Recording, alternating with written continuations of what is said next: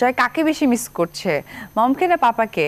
তো পাপাকে, নো মমকে। ও মাই god, মমকে no পাপাকে। জন্য আমি স্পেশালি ডেডিকেট করি, বাট এবারের অ্যাওয়ার্ড আমার ছেলে বীরের জন্য। আমরা বীরকে কবে রেড কার্পেটে দেখবো? মায়ের সাথে বীর আসছে রেড কার্পেটে, ইনশাল্লাহ। হয়তো কখনো হঠাৎ করে হয়ে যাবে। এবার অপু বিশ্বাসকে এক প্রকার ধুয়ে দিলেন শবনম বুবলি। বুবলি বলেন, আমি আমার ছেলেকে কখনো মম, পাপা, ড্যাডি, মাম্মি এসব বলা শেখাই না। আর এটা যেন এবার অপু বিশ্বাসের উদ্দেশ্যেই বলেছেন বুবলি, কারণ সবাই জানে অপু বিশ্বাসের ছেলে আব্রাম খান জয় বাবা মাকে মম, পাপা বলেই ডাকে। অপু বিশ্বাস তার ছেলেকে যে শিক্ষা দিচ্ছেন তার ব্যতিক্রম শিক্ষা দেওয়া শুরু করেছেন শবনম বুবলি। বুবলি বলেন, আমার বাইরে বীরের সাথে তার নানা ও নানির সঙ্গে সখ্যতা বেশি, সারাক্ষণ নানুমা নানুমা বলে ডাকে। আমি কিন্তু মাম্মি, ড্যাডি এসব বলা শেখাই না, মা বাবা এভাবেই ডাকতে শেখাই।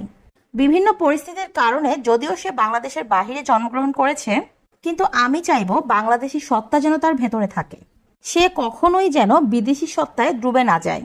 বীর বাসায় মা বাবা, নানুমা নানু বাবা বলে ডাকে, এটা শুনতেও আমার কাছে খুবই ভালো লাগে। নানুমার সঙ্গে একটু বনিবনা না হলে সে চুপ করে তার নানা ভাইয়ের কাছে গিয়ে বসে থাকে, মাঝে মধ্যে দুষ্টুমিও করে। বুবলি আরো জানান, ছেলে বীরকে নিয়ে তার সময় বেশ ভালোই কাটছে। এদিকে প্রতিদিনই ছেলের সঙ্গে ভিডিও কলে কথা বলেন শাকিব খান। বুবলি বলেন, বাবা ছেলে প্রতিদিনই ভিডিও কলে কথা বলে বেশ অনেকটা সময় কাটান। শাকিব খান নাকি শত ব্যস্ততার মাঝেও ছেলে বীরকে যথেষ্ট পরিমাণে সময় দেন, এমনটাই জানিয়েছেন শবনম বুবলি।